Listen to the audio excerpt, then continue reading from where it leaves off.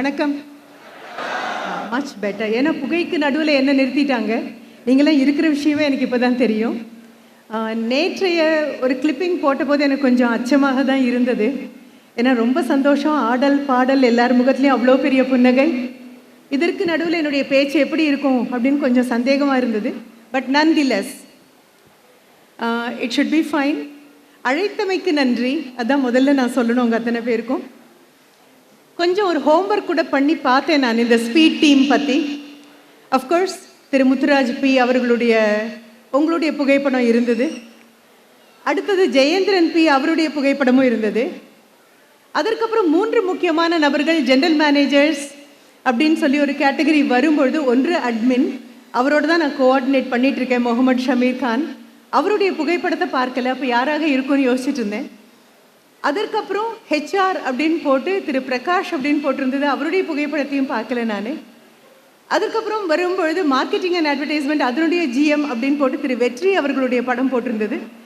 அவர் படமும் காணோம். முழுவதும் தேடி பார்த்துட்டு என்னாச்சு இந்த 3 பேரையும் பார்க்க முடியுமா முடியாதா அப்படிங்கிற யோசனையில் தான் இருந்தேன் நான். ஏன்னா கூகுளில் போய் தேடும்பொழுது அதெல்லாம் தான் கிடைச்சிது. முதல்ல நீங்கள் உங்களுக்காகவே ஒரு தடவை கைத்தட்டல் கொடுங்க. ஏன் அப்படிங்கிற காரணம் நான் கண்டிப்பாக சொல்கிறேன்.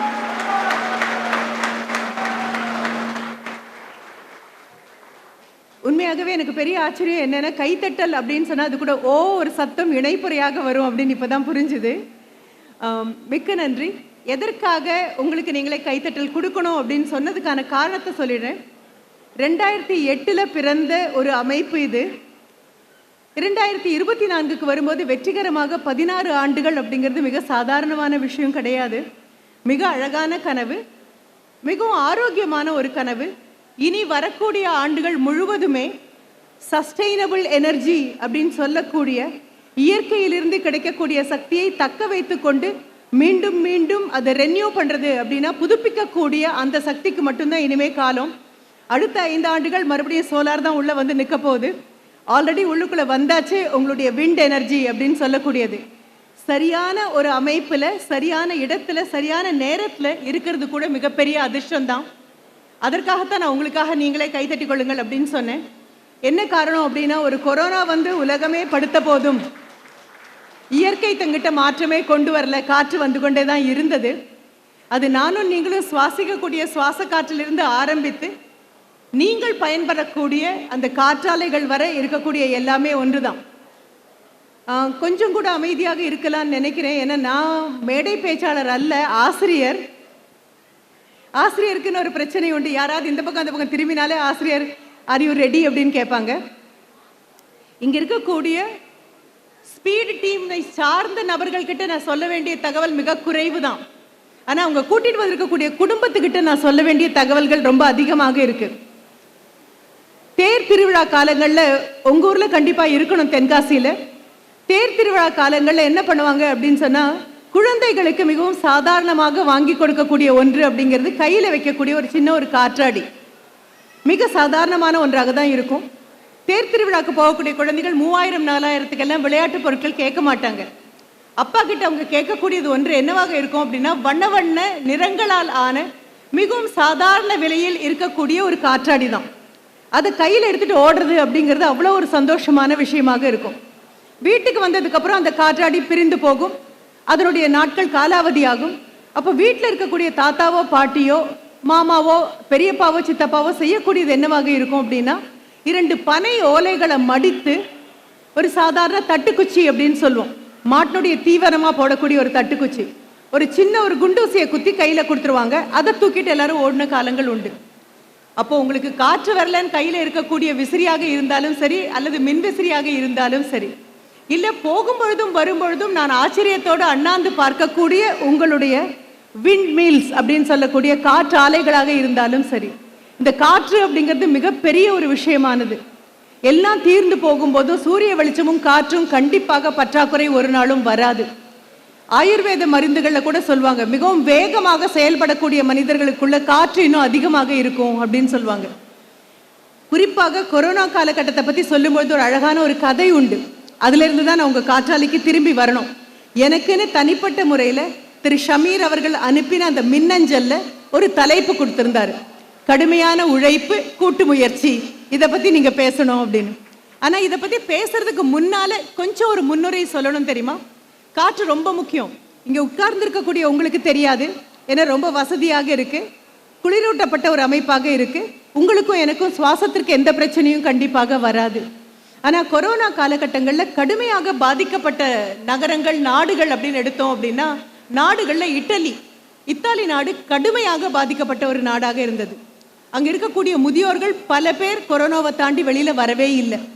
அதுல மிகவும் வயதான ஒரு பெரியவர், ஒரு 70-75 வயது இருக்கக்கூடிய ஒரு பெரியவர், அவர் சுவாசம் எடுக்க முடியாம, மூச்சு விட முடியாம தவிக்கிறாரு. தவிக்கும் பொழுது அவரை கொண்டு போய் மருத்துவமனையில சேர்த்தாச்சு. சேர்த்த உடனே உங்களுக்கு ஒன்று தெரியும், கண்டிப்பாக என்ன பண்ணுவாங்க அப்படின்னா, மூச்சு விடுறதுக்கான ஒரு மெஷின், அந்த மூச்சு காற்றுக்காக அவர் ரொம்ப தவிக்கும் பொழுது அதை மூக்குல மாட்டிடுவாங்க, சுவாசம் கிடைக்கும். சரி, காப்பாத்தியாச்சு அவரை. ஒரு 10 நாள், 15 நாள், 20 நாள், சாதாரணம் அல்ல கொரோனா எப்படிப்பட்டதுன்னு கூட நமக்கு தெரியாத காலகட்டம், என்ன மருந்து கொடுக்கணும்னு கூட தெரியாத காலகட்டம்.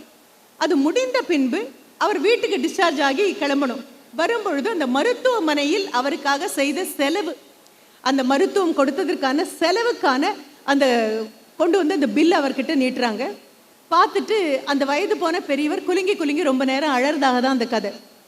பக்கத்தில் இருந்த இளம் மருத்துவர்கள்லாம் ஓடி வந்து அவர் பக்கத்தில் நிற்கிறாங்க. அவர் தோலை பிடிக்கிறாங்க, பிடிச்சு சொல்றாங்க, ஐயோ என்னதுக்காக இப்படி அழறீங்க? மருத்துவ செலவு ரொம்ப அதிகம் ஆயிடுச்சுன்னு அழறீங்களா? உங்களால முடியாதுன்னு அழறீங்களா? அப்போ அவர் சொல்றாரு, இல்லை, கண்டிப்பாக மருத்துவமனைக்கு தர வேண்டிய தொகையை கொடுத்து விட்டு போற அளவுக்கு கையில் எங்கிட்ட காசு இருக்கு. ஆனால் நான் எதுக்காக அழறேன் அப்படின்னு தெரியுமா? தெரியல அப்படிங்கும்போது அவர் சொல்றாரு, எந்த சுவாச காற்றுக்கு, எனக்கு கொடுத்த சுவாச காற்றுக்கு தான் அதிகபட்சமான விலை இந்த மருத்துவமனை கேட்டிருக்கு. எனக்கு மூச்சு கிடைக்காம the oxygen that has been given to me, எனக்கு கொடுத்த அந்த சுவாச காற்றுக்கு தான் அதிகபட்சமான விலை இங்கே போட்டிருக்கீங்க. 75 வயது வரை மிகவும் சாதாரணமாக இயல்பாக அன்றாடம் சுவாசித்து கொண்டு தான் இருந்தேன். ஆனால் இது இவ்வளவு விலை மதிப்பெற்ற விஷயம் அப்படிங்கிறது எனக்கு இங்கே வந்ததுக்கு அப்புறம் தான் தெரியுது. ஒரு இயற்கை கொடுத்த சாதாரண விஷயத்திற்கு மருத்துவமனைக்கு வரும்போது அதற்கு இவ்வளவு செலவாகும் அப்படின்னு எனக்கு இப்போதான் புரிஞ்சுது அப்படின்னு சொல்றதாக கொரோனா காலத்தில் வந்த ஒரு கதை. உங்களுடைய அமைப்பு, இந்த நிறுவனத்தை பற்றி கொஞ்சம் நான் ரெவ்யூ பண்ணிட்டே வந்தேன். குறிப்பாக ஒரு ஆசிரியராக நான் எதை பார்ப்பேன் அப்படின்னா, நீங்கள் எதற்கெல்லாம் அவார்டு வாங்கியிருக்கீங்க அப்படின்னு பார்ப்பேன் நான். அது என்னை பொறுத்த வரைக்கும் மிகவும் முக்கியமான விஷயம். ஒரு கம்பெனி நடத்தலாம், வெற்றிகரமாக நடத்தலாம், நிறைய பேருக்கு வேலை கொடுக்கலாம், அவர்களுடைய குடும்பத்தை காப்பாற்றலாம், ஏன் ஆண்டுக்கு ஒரு முறை 2 நாட்கள் குடும்பத்தோடு சேர்த்து கோலாகலமான ஒரு நிகழ்ச்சியும் அமைக்கலாம். இது பெரும்பாலும் எல்லாருக்கும் செய்யக்கூடிய ஒன்று தான். ஆனால் இந்தியா அளவில், உலக அளவில் இந்த நிறுவனத்திற்கு எந்த மாதிரி மதிப்பு இருக்குன்னு பார்த்தாகணும். அதற்கு ஒரு அளவுகோல் வேணும். அப்போ தேடி பார்த்துட்டே வந்த பொழுது உங்களுடைய முதல் அவார்டு அப்படின்னு நீங்கள் போட்டிருக்கக்கூடியதே என்னவாக இருக்குன்னா, fastest growing company award of India அப்படின்னு ஒன்று வாங்கியிருக்கீங்க. நீங்கள் முதல்ல உங்களுக்கு நீங்களே கை தட்டிக்கோங்கன்னு சொன்னது கூட அதுதான். ஏன்னா கடுமையான காலகட்டங்களில் கூட வேகமாக வளர்வது அப்படிங்கிறது இயலாத ஒரு காரியம். அப்படி வேகமாக நடந்த ஒரு கம்பெனி. அப்புறம் பார்த்ததுல ரொம்ப அழகாக இன்னொரு அவார்டு பார்த்தேன், விஸ்வஜோதி அப்படின்னு ஒரு அவார்டு உங்களுக்கு கிடைச்சிருக்கு. பார்த்தபோது ரொம்ப ஆச்சரியமாக இருந்தது. விஸ்வம் அப்படின்னா உலகம், ஜோதி அப்படின்னா ஒளி அப்படின்னு அர்த்தம். விஸ்வஜோதி அப்படின்னா உலகத்துக்கே ஒளி காட்டக்கூடியதாக இருக்கக்கூடிய ஒரு நிறுவனம் அப்படின்னு வந்திருக்கு உங்களுக்கு. இப்போ நான் பார்த்த இதெல்லாம் நீங்கள் நெட்டில் பார்த்தீங்களான்னு எனக்கு தெரியாது. உங்கள் கம்பெனியை பற்றி இவ்வளோ ஆழமாக அதிகமாக நீங்கள் பார்த்துருக்கீங்களான்னு கூட எனக்கு தெரியாது. ஆனால் உங்களெல்லாம் சந்திக்க வரணும்னா அதற்கு என்ன நானே தயார்படுத்திக்கணும் இல்லையா? அப்படி பார்த்த பொழுது உங்கள் கம்பெனியை பற்றி அவ்வளோ அழகாக வந்திருந்தது. என் கண்ணுக்கு தெரியாத ஒரு விஷயம், அது மட்டும் இல்லை, நிறைய அவார்டு வாங்கிட்டே வந்திருக்கீங்க. அதுவும் மேக்சிமம் நம்பர் ஆஃப் எம்ப்ளாயீஸ், அதிகபட்சமாக வருடம் புதிய புதிய நபர்களை வேலைக்கு சேர்த்து கொள்ளும் நிறுவனம் அப்படின்னு உங்களுக்கு தனிப்பட்ட முறையில் ஒரு அவார்டு கிடைச்சிருக்கு. நான் விரல் விட்டு எண்ணிட்டே வந்தேன், இட்ஸ் ஸ்டில் க்ரோயிங். என்ன இதில் ரொம்ப சந்தோஷமான விஷயம் அப்படின்னா, you are a pan India group அப்படின்னு சொல்றீங்க. பேன் இண்டியா குரூப் அப்படின்னா தமிழ் கூறும் நல்லுலகமான தமிழ்நாடு மட்டும் அல்ல, உங்ககிட்ட இந்தியா முழுவதும் எங்கெல்லாம் காற்றிருக்கிறதோ, எங்கெல்லாம் காற்றாலைகள் நியமிப்பதற்கான அறிகுறிகள் தென்படுகின்றனவோ அங்கெல்லாமே நீங்கள் போயிருக்கீங்க. அது அதை விட பெரிய விஷயம், கடல் தாண்டி ஸ்ரீலங்காவுக்கும் போயிருக்கீங்க, உங்களுடைய எஸ்டாப்ளிஷ் பண்ணியிருக்கீங்க. இங்கே இருக்கக்கூடிய நிறுவனத்தினுடைய தலைவர்கள் கிட்ட என்னுடைய ஒரே விண்ணப்பம் அதுதான். ஒரு மணி நேரம் உங்களை சந்திக்கிறதுக்காக வரக்கூடிய எனக்கே இந்த அளவு ஹோம்ஒர்க் தேவைப்படுது அப்படின்னு சொன்னால், இங்கே பணிக்கு வரக்கூடிய நபர்கள் வரும்பொழுது ஒரு இன்டர்வியூ நேர்முகத்திற்கு வேணுங்கிறது மட்டும் அல்ல, அன்றாடம் பார்க்க வேண்டிய ஒரு விஷயமாக தான் இதை நான் கவனிக்கிறேன். நாங்கள் பயணத்தில் பெரும்பாலும் ஆன் ரோடு தான் எங்களுடைய பயணமாக இருக்கும். அப்படி போகும் பொழுதெல்லாம் திருமங்கலம் வரும் பொழுது முன்னால் கொஞ்சம் டிராஃபிக் ஜாம் ஆகும். என்ன அப்படின்னு பார்த்தோம் அப்படின்னா, உங்களுடைய ப்ராடக்ட் அப்படின்னு சொல்லக்கூடிய அந்த மிகப்பெரிய விண்மில்னுடைய ஒரு ஃபேன், ஒரு விங், அது வெகு நிதானமாக திரும்புகிற காட்சியை பார்க்கலாம். அதுக்கு முன்னும் பின்னும் எஸ்கார்ட்ஸ் வேறு இருப்பாங்க. அதிலிருந்து இவ்வளோ பெரிய ஒன்று திரும்புது அப்படிங்கும்பொழுது நான் ரொம்ப ஆச்சரியத்தோடு பார்த்த விஷயம் அது. இன்றளவும் சின்ன குழந்தைங்களை கொஞ்சம் சீக்கிரமாகவே ரயில்வே ஸ்டேஷனுக்கு கூட்டிகிட்டு போயிட்டீங்க அப்படின்னா உங்களுக்கு ஆச்சரியம் இருக்காது, கையில் மொபைலை வச்சு பார்த்துட்டு இருப்பீங்க. ஆனால் குழந்தைங்க என்ன பண்ணும் தெரியுமா, வந்து போகக்கூடிய ஒவ்வொரு ட்ரெயினையும் ரொம்ப ஆச்சரியமாக பார்க்கும், நகர்ந்து செல்லக்கூடிய ஒவ்வொன்றையும். எனக்கு மிகப்பெரிய ஆச்சரியம், நிறுத்தி வச்சிருக்கக்கூடிய உங்களுடைய விண்மில் ஆனாலும் சரி, அதனுடைய உதிரி பாகங்கள் அப்படின்னு ராட்சத சைஸில் போகக்கூடிய அந்த பாகங்கள் ஆனாலும் சரி, அதை திருமங்கலம் சைடில் திரும்பும்போது அங்கே ஒரு தடவை பார்ப்பேன். இன்னொன்று என்ன அப்படின்னா, கிருஷ்ணகிரி அல்லது தருமபுரி போகணும் அப்படிங்கும் பொழுது ரொம்ப நிதானமாக மேட்டுப்பகுதியை தாண்டி போகும்பொழுது இந்த பிரம்மாண்டமான ஒரு பெரிய ராட்சத பறவையினுடைய சிறகு மாதிரி இது இருக்கும் பார்க்கறதுக்கு. இதற்கு முன்னும் மின்னும் எஸ்கார்ட் இருக்கும். இது திரும்பி போகும்போதெல்லாம் நான் நினைக்கிறது உண்டு, நான் வரது கோயம்புத்தூர்லேருந்து. கோயம்புத்தூரை பொறுத்த வரைக்கும் எங்களுக்கு கர்வம் ரொம்ப ஜாஸ்தி. எப்படி தென்காசி அவங்களுக்கு பெரிய விஷயமாக நீங்கள் நினைக்கிறீங்களோ அந்த மாதிரி கோயம்புத்தூர் பெரிய கர்வம் தான். கோயம்புத்தூரில் இந்தியாவினுடைய மிகப்பெரிய, நாங்கள் அதுவும் சொல்லுவோம் என்ன அப்படின்னு சொன்னால், we call it defence corridor அப்படின்னு சொல்லுவோம். இந்தியாவினுடைய பாதுகாப்புக்கு மிகவும் உறுதுணையாக இருக்கக்கூடிய பல்வேறு உபகரணங்கள் கோயம்புத்தூரில் தயாரிக்கப்படும். அது சாதாரண ஒரு ஃபவுண்டரி வச்சிருக்கிற ஒரு நபராக இருக்கலாம், சாதாரண ஒரு ஒர்க் ஷாப் வச்சிருக்கிற நபராக இருக்கலாம். அவருக்கு தெரியாது அவருடைய பொருள் எங்கே போகிறது அப்படின்னு. அவரை பொறுத்த வரைக்கும் ஒரு சாதாரண ஒரு நட் மாதிரி இருக்கலாம், அல்லது ஒரு போல்ட் மாதிரி இருக்கலாம். மிக சிறிய ஒரு உபகரணம் உள்ளங்கையில் வச்சு ஒரு தடவை பார்த்தா தான் உங்கள் கண்ணுக்கு தெரியும். ஆனால் அந்த பொருள் எங்கே போகும் அப்படின்னா, இந்தியாவினுடைய எல்லையை பாதுகாப்பதற்காகவோ அல்லது கடலை பாதுகாப்பதற்காகவோ இருக்கக்கூடிய சப்மரைன்ஸுக்கு போகக்கூடிய ஒன்றாக இருக்கும். மிக சின்ன விஷயமாக இருக்கும், ஆனால் அது செய்யக்கூடியது மிக பெரியதாக இருக்கும். எனக்கு அப்படி தான் தோணுது. ஒரு 4 பேர் சேர்ந்து தொடங்கியதாக தான் நினைக்கிறேன். இது 2008 வரும்போது திரு ரமேஷ் அவர்கள் தான் அதை என்கிட்ட சொன்னார். அந்த தகவல் எனக்கு கண்டிப்பாக கூகுளில் கிடைக்கல. வரும்பொழுது திரு ரமேஷ் அவர்கள் சொன்னது, மேடம் 4 பேர் சேர்ந்து தொடங்கியது அப்படின்னு சொன்னார். நான் அப்பவும் கேட்டேன், 16 வருடங்களாக இங்கே இருக்கிறவங்க இருக்காங்களா அப்படின்னு. கண்டிப்பாக இருக்காங்க மேடம் அப்படின்னு சொன்னார். அது கேட்டுகிட்டே வரும்போது எனக்கு தோன்றியது, நாங்கள் தங்கி இருக்கக்கூடிய அந்த லாட்ஜ், தென்காசிக்கு நேற்று மாலை வந்தாச்சு. நாங்கள் தங்கி இருக்கக்கூடிய அந்த லாட்ஜ், அதற்கு எரியில் ஒரு டீ கடை இருக்குது. அதை பார்க்கும் பொழுது நாங்கள் 2 பேரும், நானும் என் கணவர் 2 பேருமே கல்வித்துறையை சேர்ந்தவங்க தான். நாங்கள் யோசித்தது என்னன்னா, எப்படி இது தொடங்கி இருக்கும்? ரொம்ப சாதாரணமாக தொடங்கி இருக்கும். யாரோ அந்த வீட்டில் ஒரு டீ கடை வைக்கலாமே அப்படின்னு சொல்லி தொடங்கி இருப்பாங்க. இப்போ நேத்திக்கு பார்த்த அளவு கூட அது பெரிதாக இருந்திருக்காது. மிக சாதாரணமாக தொடங்கி இருக்கும். அந்த குடும்பத்தில் இருக்கக்கூடிய எல்லாரும் அதோடு வந்து வேலை செஞ்சுருப்பாங்க. ஒரு 2 வருஷம் ஆனதுக்கப்புறம் வேலைக்கு ஆள் வைக்கிற அளவுக்கு அவர்களுக்கு கொஞ்சம் கையில் பலம் வந்திருக்கும். அப்புறம் வேலைக்கு ஆள் வச்சுருப்பாங்க. அப்புறம் அது ஒரு டீ ஸ்டாலாக மாறி இருக்கும். அதற்கு ஒரு பெயர் கண்டிப்பாக வரும். எப்பொழுதுமே வந்து போகக்கூடிய நபர்கள், கஸ்டமர்ஸ் ரெகுலராக வந்துகிட்டே இருப்பாங்க. எல்லாம் முடிய ஒரு 10 வருஷத்துக்குள்ளே பார்த்தீங்கன்னா சின்ன ரெஸ்டாரண்ட்டாக அது மாறி இருக்கும். அதற்கப்புறம் செயின் ஆஃப் ரெஸ்டாரண்ட்ஸாக அது அடுத்தது மாறும். அதற்கப்புறம் பார்த்தீங்க அப்படின்னா அதனுடைய பதவிகள் எல்லாம் வெவ்வேறாக இருக்கும். ஒரு பிரசிடென்ட், ஒரு ஜாயின்ட் பிரசிடென்ட், ஒரு அட்மின் ஃபார் எவ்ரி பிரான்ச் எல்லாமே வர ஆரம்பிச்சிருக்கும். மிக சாதாரணமான ஒரு ஆலம் விதைக்குள்ளேருந்து ஒரு பெரிய ஆலமரம் வந்த மாதிரி அவ்வளவு அழகாக. இப்போ உங்ககிட்ட நான் சொல்லணும்னு வந்த அந்த தகவலை உங்களுக்கு சொல்கிறேன். குடும்பம் தான் மிக பெரிதாக கேட்க வேண்டிய ஒன்று. கடுமையான உழைப்பு அப்படின்னு ஒரு தலைப்பு தனியாக கொடுத்துருக்காங்க, கூட்டு முயற்சி அப்படின்னு கொடுத்துருக்காங்க. யார் கடுமையாக உழைக்க முடியாதுன்னு யோசிச்சு பாருங்க. இந்தியாவை பொறுத்த வரைக்கும் இப்போ எடுத்து பார்த்தீங்க அப்படின்னு சொன்னால் மிகவும் இளமையான நாடு. என் முன்னால் உட்காந்துருக்கக்கூடிய அத்தனை பேரும், இங்கே இருக்கக்கூடிய எம்ப்ளாயீஸ் எல்லாருமே அந்த யூத் ஆஃப் இந்தியாக்குள்ளே தான் வந்திருக்கீங்க. இந்தியா மிகவும் இளமையான நாடு. எத்தனை வருடம் இளமையாக இருக்கிறது கட்டுப்படி ஆகும்? அதாவது இந்தியாவில் 60% மேலே இளைஞர்கள். எத்தனை வயது வரைக்கும் இளைஞர்கள் என்ன அந்த குரூப்பில் சேர்க்க முடியுமா? கண்டிப்பாக முடியாது. அப்போ எப்படி இருக்கணும்? எடுக்கக்கூடியது இந்த 18 வயதிலிருந்து 40 வயதுக்கு உட்பட்டவர்களை இளைஞர்கள் அப்படின்னு நம்ம கணக்கில் எடுக்கிறோம். அப்படி பார்த்தீங்க அப்படின்னு சொன்னால் இந்தியா மிகவும் இளமையான நாடு. எது வரைக்கும் இந்த இளமை தாக்கு பிடிக்கும்? 2005 சொல்ல ஆரம்பிச்சிட்டோம். 2015 இளைஞர்களுக்கான நாடாக வந்துட்டோம். நம்ம அண்ணாந்து பார்க்கக்கூடிய அமெரிக்காவுக்கு வயசாயிடுச்சு, ஐயோன்னு அச்சப்படக்கூடிய சைனாவுக்கு ரொம்பவே வயசாயிடுச்சு, இவர்கள் வாழ்ந்தா இவங்க மாதிரி இருக்கணும்னு சொல்லக்கூடிய ஜப்பான் முதுமையை நோக்கி போக ஆரம்பிச்சாச்சு. இப்போ இந்த நிமிடம் இந்த அரங்கத்தில் இருக்கிறவங்க மட்டுமல்லாமல் இந்தியாவில் இளவையான நாடு அப்படின்னு உலக அளவில் எடுத்தால் நாம் மட்டும்தான். ஆனால் இதில் என்ன பிரச்சனை வருது அப்படின்னா, இந்த இளைஞர்கள் அப்படிங்கிறத 3 யுனெஸ்கோ பிரித்து காமிக்குது. இந்தியாவின் இளைஞர்கள், 1 கல்லூரிக்கு சென்று கொண்டு அல்லது பள்ளிக்கூடத்துக்கு சென்று படித்து கொண்டிருக்கக்கூடியவர்கள் எல்லாரும், அது ஒரு இளைஞர்கள். 2வது உங்களை மாதிரி ஸ்பீட் டீம், பேரே எவ்வளோ அழகாக இருக்கு பாருங்களேன், காற்றினுடைய வேகம் தான் உங்களுடைய பெயராகவே இருக்கு, ஸ்பீட் டீம். இந்த ஸ்பீட் டீம் அதில் மாதிரி வேலையில் இருக்கக்கூடிய நபர்கள், people who are employed somewhere, எங்கோ ஒரு இடத்தில் வேலையில் இருக்கக்கூடியவர்கள் அல்லது வேலைக்கு வைத்திருக்கக்கூடியவர்கள், employed people, employers and employees, யாராக இருந்தாலும் சரி. 3வதாக ஒன்று இருக்கு. அந்த 3வது ஒன்று தான் நமக்கு கொஞ்சம் அச்சமூட்டக்கூடிய ஒன்று. அந்த 3வது என்ன அப்படின்னா, கல்வியிலையும் விருப்பம் இல்லாமல் வேலைக்கும் போக தகுதி இல்லாமல் இருக்கக்கூடிய 3, அதுவும் இளைஞர்கள் தான்.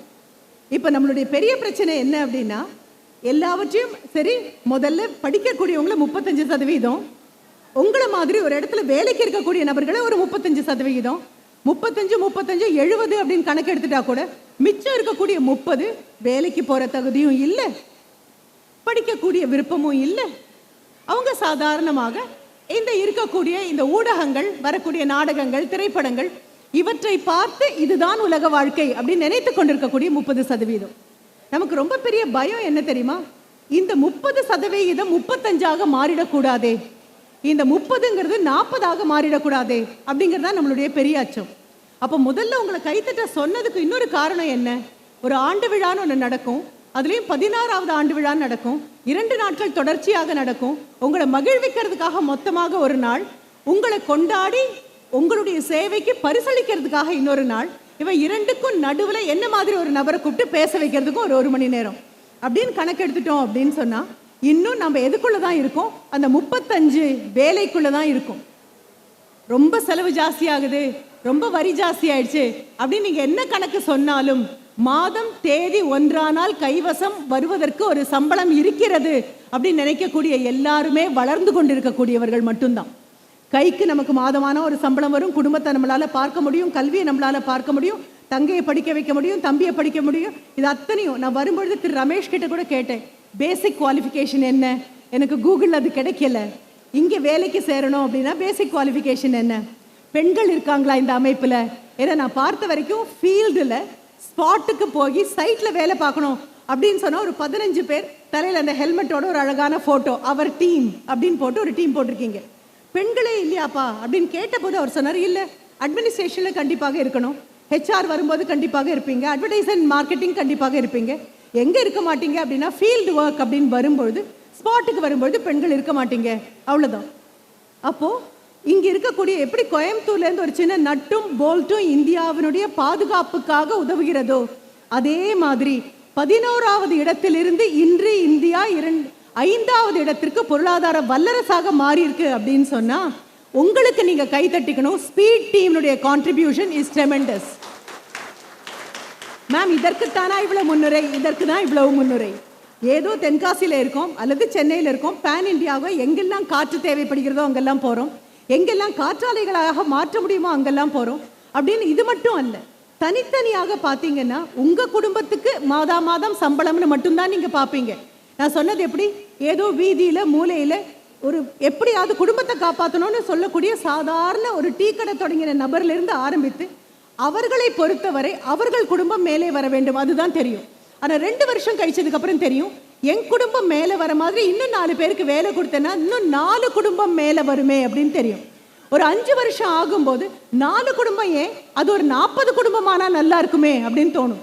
ஒரு 16 வருஷம் ஆகும்போது குறைந்தபட்சம் 400க்கும் மேற்பட்ட நபர்கள் இங்கே இருக்க, அந்த 400க்கும் மேற்பட்ட நபர்களுடைய குடும்பம் மேலே வர முடியுமேன்னு தோணும். வெகு நிதானமான வளர்ச்சி. ஏதோ இன்றைக்கு மழை பெய்து நாளைக்கு வரக்கூடிய காளான் மாதிரி சுலபம் அல்ல. இது ஆலம் விதை மாதிரி தான். விதை உள்ளங்கையில் பார்த்தீங்கன்னா ரொம்ப ரொம்ப சின்னதாக இருக்கும். இது முளைக்குமா அப்படின்னு ஆச்சரியமாக இருக்கும். ஆனால் ஒரு 10 வருடம் கழிச்சு 15 வருடம் கழிச்சு பார்க்கும்போது அடிக்கும் தலைக்கும் அந்த மரனுக்கும் 15 வருஷம் அல்ல அதனுடைய வாழ்க்கை, 1500 ஆண்டுகள் வரைக்கும் இருக்கக்கூடிய பெரிய பெரிய ஆலமரங்களும் இருக்கு. அப்போ உங்க நிறுவனம் உங்களுக்கு அப்புறம் வரக்கூடிய அத்தனை பேருக்குமாக பெரிய ஆலமரமாக நிற்க போகுது அப்படின்னு சொன்னா, எந்த கடின உழைப்பும் ஒரு தனி மனிதனால மட்டும்தான் தொடங்கப்படும். அது அம்பானியாக இருந்தாலும் சரி, அதானியாக இருந்தாலும் சரி, இல்லை சரி முத்துராஜாக இருந்தாலும் சரி, யாராக இருந்தாலும் சரி, தொடங்கும் போது ஒரு தனி நபரால மட்டும்தான் அது தொடங்கும். நீங்க நேற்று பார்த்துருப்பீங்க, நேற்று போட்ட அந்த ஏவியில் அவருடைய பெற்றோரை பற்றி பாடும்பொழுது அந்த கூட்டத்தில் இருக்கக்கூடிய 2 பேருடைய கண்கள் கலங்கின மாதிரி அங்கே காண்பித்தாங்க. இது உண்மைதான். ஏன்னா நான் ஒரு கல்லூரிக்கோ பள்ளிக்கூடத்திற்கோ போகும்போது கூட குழந்தைங்கிட்ட சொல்வேன், எல்லா கட்டிடங்களும் மரத்தாலேயோ அல்லது கல்லாலேயோ கட்டப்படும். தாஜ்மஹால் மாதிரி கட்டணும் அப்படின்னா பளிங்கால கூட உங்களால் கட்ட முடியும்.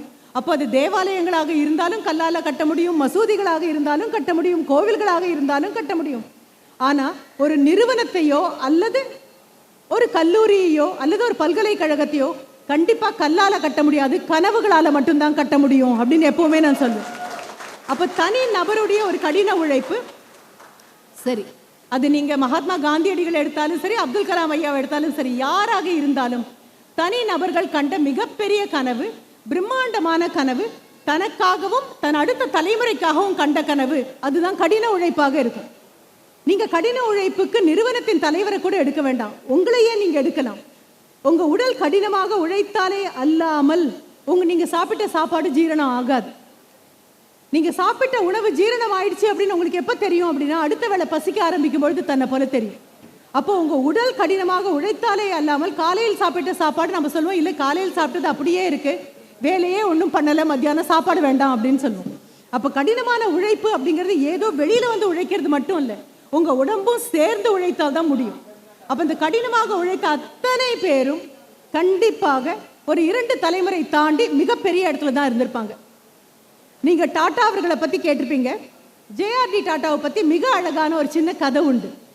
ஜேஆர்டி டாட்டாவை போய் தேடி பாருங்கள். நீங்கள் குழந்தைங்கிட்ட சொல்லுங்கள், கையில் மொபைல் வச்சுட்டு விளையாடக்கூடிய குழந்தைங்களுக்கும் சேர்த்து தான் சொல்கிறேன். எதை தேடணும் அப்படின்னு தெரிஞ்சிருச்சு அப்படின்னு சொன்னால், இளமையான நாடு அப்படின்னு சொல்லக்கூடிய இந்தியா இன்னும் 5 வருடங்களுக்குள் 3வது பொருளாதார வல்லரசாக மாறிடும். ஆனால் எதை தேடணும் அப்படின்னு நமக்கு கண்டிப்பாக தெரியணும். இன்னைக்கு வந்த பெண்மணி ஜேஆர்டி டாட்டா பற்றி சொன்னாங்க அப்படின்னு போய் தேடி பாருங்க. அவரை பற்றி பார்க்கும்பொழுது நம்ம டாட்டாவா பிர்லாவா அப்படின்லாம் கேட்குறோம்ல, அந்த ஜேஆர்டி டாட்டா தொடங்கிய நபர். இந்தியாவுடைய ஃபர்ஸ்ட் ஃப்ளைட் அவருடைய கைக்குள்ளே தான் இருந்தது, கொண்டு வந்த நபர், பெரிய பெரிய கனவுகளை கண்ட நபர். அவருக்கு ஒரு நண்பர் இருக்காரு. அந்த நண்பருக்கு ஒரு பிரச்சனை. என்ன பிரச்சனை அப்படின்னு சொன்னால், பேனாக்களை தொலைச்சிருவார். கையில் இருக்கக்கூடிய பேனா தொலைஞ்சிரும். பெரும்பாலும் யாருக்காவது பேனா தேவைப்படுதுன்னா உடனடியாக கடன் கொடுப்போம். கொடுத்த நபர் திருப்பி கொடுக்க மறந்துட்டாரா இல்லை எப்படி கேட்கறதுன்னு தயங்கி நாம் கேட்காம விட்டுட்டோமான்னு தெரியாது பேனாக்கள். இப்போ அவருடைய நண்பர் பேனாக்களை தொலைச்சிட்டே இருக்காரு. டாட்டாட்ட வந்து சொல்கிறாரு, எனக்கு இந்த பிரச்சனை ரொம்ப அதிகமாக இருக்குது, பேனாக்களை தொலைச்சிடுறேன். இப்போ டாட்டா சொல்கிறாரு, எப்படி? இல்லை, ஒரு நாளைக்கு 2-3 தொலைக்கிறேன் நான். சரி, அப்போ ஒன்று பண்ணலாம், அந்த பேனாக்கள் ரொம்ப விலை மதிப்பு வாய்ந்த பேனா. ஐயோ இல்லை, சாதாரணமாக வாங்குவேன், அவ்வளோதான், தொலைச்சிட்டே இருப்பேன்.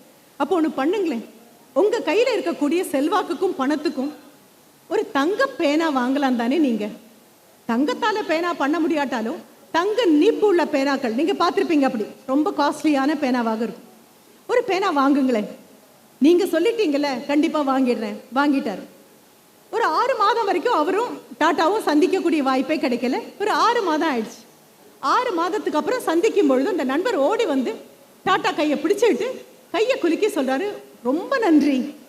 எதற்கு? நீங்கள் கொடுத்த அறிவுரைக்கு மிகப்பெரிய நன்றி. என்ன அறிவுரை கொடுத்தீங்க? ஞாபகம் இல்லை, என்கிட்ட சொன்னீங்க ஒரு தங்க பேனா வாங்கிக்க வேண்டியது தானேன்னு சொன்னீங்க. இப்போ பேனாவை நான் தொலைக்கிறதே இல்லை. 6 மாசமா என் பேனா தொலையவே இல்லை. சிரிச்சுட்டே டாட்டா கேட்குறாரு, என்ன ஆச்சு அப்படின்னு கேட்குறாரு. இல்லை, இப்போ ரொம்ப பத்திரமா வச்சிருக்கேன் நான். அப்போ டாட்டா சொல்கிற பதில் அதுதான். சொல்கிறாரு, பேனால இல்லை பிரச்சனை, விலை உயர்ந்த பேனான்னு தெரிஞ்ச அடுத்த நிமிஷம் நீங்கள் என்ன பண்ணீங்க தெரியுமா? அதை எப்படி பாதுகாப்பாக வச்சுக்கணும் அப்படின்னு புரிஞ்சுக்கிட்டீங்க. இப்போ நம்ம அத்தனை பேர் கையிலையும் மிக விலை உயர்ந்த பேனா இருக்குது. என்ன பேனா தெரியுமா? நம்ம கையில் இருக்கிற 24 மணி நேரம், நம்மளுடைய கடினமான உழைப்பு, நம்மளுடைய குடும்பம், நம்மளுடைய நண்பர்கள், நம்ம வேலை பார்க்கக்கூடிய நிறுவனங்கள், இவையெல்லாம் தங்க பேனாக்கள் கையில். யார்கிட்டையாவது கொடுத்துட்டோம் அப்படின்னு சொன்னால் கண்டிப்பாக திரும்பி வராது. அப்போ இதை பத்திரமா பார்க்க வேண்டியது நம்மளுடைய பொறுப்பு. காலையில் தூங்கி எழுந்திரிச்ச உடனே கையில் ஒவ்வொரு நாளும் இறைவனும் இயற்கையும் ஒரு செக் நமக்கு கொடுக்குறாங்க, ஒரு காசோலை நம்ம கையில் கொடுக்குறாங்க. என்ன, உங்களுக்கு 24 மணி நேரம் இருக்கு, அந்த 24 மணி நேரத்தை நிமிடங்களாக மாத்துங்க, நிமிடங்களை வினாடிகளாக மாத்துங்க. உங்க கையில ஒரு பிளாங்க் செக் ஒவ்வொரு நாள் காலையிலையும் பொழுது புலறதுக்கு முன்னாலேயே 12 முடிஞ்சு உங்களுக்கு 12 AM அப்படின்னு மிட் நைட் தொடங்கும் இல்லையா, எல்லார் கைக்கும் வந்துடுது. இந்த செக்ல என்ன பிரச்சனை தெரியுமா? டேட் போட்டிருக்கோம். என்ன டேட் போட்டிருக்கோம் அப்படின்னா, இன்றைக்கு 3/5/2024 அக்ஷய திருதியை இன்னைக்கு அப்படின்னு எல்லா விதமான உங்களுடைய நகைக்கடைகளும் கொண்டாடிட்டு இருக்காங்க. ஆனா அதையும் சேர்த்து தான் சொல்றேன், அதுவும் தான் இந்த தங்கப்பேனா. க்ஷயம் அப்படின்னா குறையக்கூடியது. ஒரு காலத்துல இந்த டியூபர் கொலோசிஸ் அப்படிங்கிறதுக்கு க்ஷயம் அப்படின்னு சொல்லுவாங்க, க்ஷயரோகம் அப்படின்னு சொல்லுவாங்க. க்ஷயம்னா குறையக்கூடியது, அக்ஷயம்னா குறைவில்லாதது. அது என்ன பண்ணிட்டாங்கன்னா, இந்த கடைகள் இருக்கக்கூடிய வியாபாரிகள் குறைவே இல்லாமல் உங்களுக்கு நகை கிடைச்சிட்டே இருக்கணும் அப்படின்னா பாதி பேர் என்ன பண்ணுவோம், மோதிரத்தை விற்று கம்மல் வாங்குவோம், அல்லது கம்மலை விற்று மோதிரம் வாங்குவோம். இது ஒன்றும் பெரிய விஷயமே இல்லை.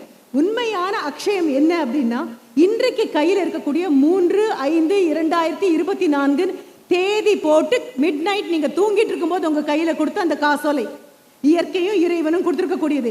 24 மணி நேரம், அந்த மணி நேரத்தை நிமிடங்களாக மாத்துங்க, அந்த 24 மணி நேரம் நிமிடங்களாக மாற அது வினாடிகளாக மாத்துங்க. கைவசம் இருக்கக்கூடிய அந்த காசோலை, இந்த காசோலை இன்னைக்கு இரவு 12 மணியோட தீர்ந்து போச்சு. காலம் அவதி முடிஞ்சு போனா காலாவதி ஆயிடுச்சுன்னு அர்த்தம். அது முடிஞ்சு போச்சுன்னா நாளைக்கு காலையில புதிய காசோலை கிடைக்கும். நீங்க என்ன கேட்க முடியாது தெரியுமா, நேற்றைக்கு நான் 10 மணி நேரம் பயன்படுத்தவே இல்லை, அதை இன்னைக்கு சேர்த்து பயன்படுத்தட்டுமா அப்படின்னு கேட்டா கைக்கு கிடைக்காது. நாளைக்கு ஒரு 10 மணி நேரத்தை நான் இன்னைக்கு கடன் வாங்கி இன்னைக்கே செய்யட்டுமா, கண்டிப்பா கிடையாது. அப்போ நேற்றைக்கு எல்லாரும் சந்தோஷமா ஆடி பாடி கொண்டாட்டமாக இருந்தது எவ்வளவு சத்தியமோ அவ்வளவு சத்தியம் 2/5/2024 இன்னொரு முறை வாழ்க்கையில் வராது. எப்படி வரலாம், இந்த மாதிரி ஆடியோ விஷுவல் போட்டா வேணா மறுபடியும் வரலாமே தவிர வராது. அதே தான் இந்த 3/5/2024. நான் மேடை ஏறின நேரம் கடந்து போயாச்சு, இறங்கின உடனே அந்த நேரமும் போயிடும். இந்த நாள் திரும்புறதுக்குள்ள 24 மணி நேரம் காணாமல் போயிடும். அப்போ கடுமையான உழைப்பு தங்கப்பேனா யார் கையிலலாம் இருக்கு அப்படின்னா, யாருக்கு இந்த 24 மணி நேரமான அந்த செக்லீஃபை பயன்படுத்த தெரியுமோ, யார் அதில் ஒரு வினாடி கூட தேவையில்லாமல் செலவழிக்காம பயன்படுத்தாம அதை விட்டுடுறாங்களோ அந்த நபர்களுக்கு இந்த செக்லீஃப்னால பயனே இல்லை. ஆனால் ஒவ்வொரு நாளும் அது அப்துல் கலாம் ஐயா ஆனாலும் சரி, நீங்களானாலும் சரி, இயற்கையும் இறைவனும் அதிகபட்சமாக கொடுக்காது, 24 மணி நேரம் தான் கொடுக்கும். ஆனால் அவர்களுக்கு தெரியும், இன்னைய பொழுது போச்சு அப்படின்னா கேலண்டர்லேருந்து தேதி மட்டும் கிழிக்கல, அந்த நாளும் நம் வாழ்க்கையிலிருந்து கிழித்தாச்சு, இனி திரும்பி வராது அப்படின்னு. அப்போ கடின உழைப்புக்கு தேதி பார்க்க வேண்டாம், நாளை பொழுதுன்னு கிடையாது, புது வருஷம் பிறக்கட்டும் அப்படிங்கிற வேலை கிடையாது, 1ஆம் தேதியிலேருந்து கடுமையாக உழைப்பேன் கிடையாது. இந்த நிமிடம் இந்த வினாடியிலிருந்து உங்களால் முடிவு செய்ய முடியும் அப்படின்னா கடினமான உழைப்பு மட்டும்தான் இங்கே இருக்கக்கூடிய பெற்றோர்கள் எல்லாம் உங்கள் குழந்தைகளுக்கு எழுதி வைக்கக்கூடிய சொத்துன்னு புரிஞ்சுக்கோங்க. மற்ற எல்லா சொத்துக்கும் வரி உண்டு, எல்லா சொத்துக்கும் கணக்கு காமிக்கணும். கடினமான உழைப்பு அப்படிங்கிற சொத்துக்கு கணக்கு கண்டிப்பாக கிடையாது. நாளைக்கு உங்க குழந்தை அடுத்த தலைமுறை இதே தேதி மறுபடியும் வரும், இதே தேதி வரும், அதாவது 3ஆம் தேதி 5ஆம் மாதம் 2024 அப்படின்னு இல்லாம 2034 இருக்கும். அப்போ 26வது ஆண்டை வெற்றிகரமாக கொண்டாடிட்டு இருப்பீங்க, 25 முடிச்சு 26க்கு போயிருப்பீங்க. ஆனா அப்போ யாராவது வந்து பேசும்போது கேட்பாங்க, 26 வருஷமா இங்க இருக்கக்கூடிய நபர் யாரு அப்படின்னு கேட்கும் பொழுது இங்க இருக்கக்கூடிய ஏதாவது பெற்றோராக இருக்கலாம். குழந்தைங்க ரொம்ப கர்வமா சொல்லக்கூடிய ஒரு விஷயம், என் தாயும் தகப்பனும் இவ்வளவு சொத்து சேர்த்து வச்சிருக்காங்கிறதல்ல, என் தாயும் தகப்பனும் நேர்மையான கடுமையான உழைப்பாளிகள், மிகவும் கடுமையான உழைப்பாளிகள், அவர்களை முன்மாதிரியா என்னால காட்ட முடியும், அதுதான் சொல்லணும். நாம இதை பத்தி பேசுறதே இல்லை, நேர்மையை பத்தி பேச மாட்டேங்கிறோம், ஏன்னா போர் அடிக்கும். உழைப்பை பத்தி பேச மாட்டேங்கிறோம், போர் அடிக்கும். இல்லை நாட்டை பற்றி பேச மாட்டேங்கிறோம், போர் அடிக்கும். நம்ம பேசுறது எல்லாமே பகையை பத்தி, விரோதத்தை பத்தி, அரசியலை பற்றி இதைத்தான் பேசுறோம். எதை பேசிக்கிட்டே இருக்கோமோ அதைத்தான் குழந்தைங்க நம்ப ஆரம்பிக்கும்.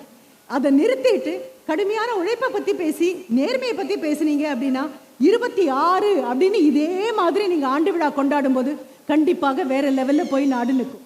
சரி, இந்த கடின உழைப்பு கூட்டு முயற்சியாக எப்போ மாறும்னு பாருங்க. இப்போ உங்கள் அத்தனை பேரையும் நான் பார்க்குறேன் அப்படின்னா என் கண் உங்களை பார்க்குற விஷயத்த சொல்லணும். அடுத்தது ஒரு பக்கமே பார்க்காம அந்த பக்கமும் இந்த பக்கமும் சேர்ந்து பாரு அப்படின்னு அறிவை என்கிட்ட சொல்லணும். இடையில கேட்கக்கூடிய சத்தங்கள் என் காதுக்கு கண்டிப்பாக வந்தாகணும். சரி, கண் பார்க்குது, காது கேட்குது, மனசு சொல்லுது, அதற்காக 1 மணி நேரம் மூச்சு விடாம இருக்க முடியுமா? அதை பத்தி கவலையே இல்லாம மூச்சு விட்டுட்டே தான் இருக்கணும். ரத்தம் ஓடாம இருக்கணுமா? ரத்தம் ஓடிட்டே தான் இருக்கணும். காலையில் சாப்பிட்ட உணவு ஜீரணமாகாம இருக்கணுமா? இல்லை, ஜீரணமாயிட்டே தான் இருக்கணும். இவை அத்தனை இந்த உடம்பு என்னதான் பண்ணுது அப்படின்னா, நீங்க உங்களுடையது மாதிரி இதுவும் ஸ்பீட் டீம் ஒரு ஒர்க் தான் உடம்புக்குள்ள நடந்துட்டு இருக்கு வேகமாக. ஆனா உடம்புல உள்ள எல்லா அவயங்களும் அந்த வேலையை செஞ்சுக்கிட்டே இருக்கக்கூடியது. அப்போ உடம்பு அப்படிதான் இருக்கணும், இயற்கை அப்படிதான் இருக்கணும். நான் வரும்போது அந்த மரங்களை பார்த்த போது கூட எனக்கு உங்களுடைய விண்மில்ஸ் தான் ஞாபகம் வந்தது. ஏன்னா முதலாக காற்றையும் இந்த வெயிலையும் பயன்படுத்த முடியும் அப்படின்னு மனுஷனுக்கு புரிய வச்சது மரங்களும் செடி கொடிகள் மட்டும்தான். கடுமையான வெயிலா இருக்கு, ஐயோ தென்காசியில இந்த வருஷம் வரைக்கும் இப்படி ஒரு வெயில் வந்ததில்லப்பா அப்படின்னு நீங்களும் நானும் புலம்பிட்டு இருக்கும் பொழுது கூட வெளியில் நிற்கக்கூடிய மரங்கள் எந்த புலம்பலும் இல்லாம உங்களுக்காக காற்றை மறுபடியும் வீசி வெளியில வந்து நிற்கும்போது நிறைய காற்று இருக்கு. அதே மாதிரி எத்தனைக்கு எத்தனை வெயில் அதிகமாகுதோ அத்தனைக்கு எத்தனை தண்ணீர் கிடைச்சா அவ்வளோ பச்சையாக இருக்கு மரம். அப்போ இந்த மரங்கள் சொல்லி கொடுத்த பாடத்தை தான் நம்ம மறுபடியும் எடுக்கிறோம். இந்த கூட்டு முயற்சி அப்படின்னா இங்கே உட்காந்துருக்கிற குடும்பத்தில் இருக்கிற குழந்தைங்க உட்பட, பெரியவங்க உட்பட, தாய்மார்கள் உட்பட, இல்லை வீட்டில இருந்து அப்பா அம்மாவை கூட்டிட்டு வந்திருக்கீங்களா அவர்கள் உட்பட யோசிச்சு பாருங்க. குடும்பத்தில் ஒரு 5 பேர் 6 பேர் இருக்கும். இந்த 5 பேர் 6 பேர் இருக்கும்பொழுது அம்மா ஓடி ஓடி வேலை செய்யக்கூடிய நபர், அப்பா ஓடி ஓடி வேலை செய்யக்கூடிய நபர், அண்ணா இப்போதான் வேலைக்கு போயிருக்காங்க, தங்கை இப்போதான் படிக்க போயிருக்காங்க, வீட்டில் இருக்கக்கூடிய ஒரு சின்ன குழந்தை. அவர்கள் வேலையை அவங்கவுங்க செய்யலை அப்படின்னு சொன்னா குடும்பமாக இருக்காது. பல நேரங்களில் சாப்பிட்றதுக்காக அம்மா கூப்பிடுவாங்க.